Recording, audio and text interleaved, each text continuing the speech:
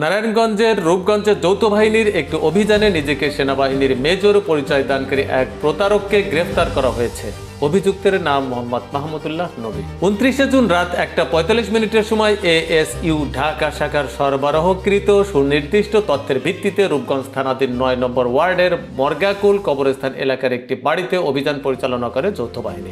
অভিযানে ভুয়া কর্মকর্তার ছদ্মবেশে থাকা মাহমুদুল্লাহ নবীকে তার নিজ বাসা থেকে আটক করা হয়। তিনি দীর্ঘদিন ধরে নিজেকে বাংলাদেশ সেনাবাহিনীর মেজর পরিচয় দিয়ে সাধারণ মানুষকে বিভ্রান্ত ও প্রতারিত করে আসছিলেন বলে অভিযোগ রয়েছে। বাসা তল্লাশির সময় উদ্ধার করা হয় একটি স্যামসাং অ্যান্ড্রয়েড ফোন, 2টি বাটন মোবাইল ফোন। গ্রেফতারের পর অভিযুক্তকে রূপগঞ্জ থানায় হস্তান্তর করা হয়েছে। এ বিষয়ে রূপগঞ্জ থানার ভারপ্রাপ্ত কর্মকর্তা তরিকুল ইসলাম বলেন, যৌথ বাহিনীর অভিযানে ভুয়া মেজর পরিচয় দানকারী এক প্রতারককে গ্রেফতার করা হয়েছে। বর্তমানে তার বিরুদ্ধে তদন্ত চলছে। এখনো পর্যন্ত কেউ লিখিতভাবে অভিযোগ দায়ের করেনি, তবে তথ্য প্রমাণ যাচাই করে আইনি ব্যবস্থা গ্রহণ করা হবে। প্রতিবেদনটি পাঠিয়েছেন আমাদের রূপগঞ্জ প্রতিনিধি রনি আহমেদ।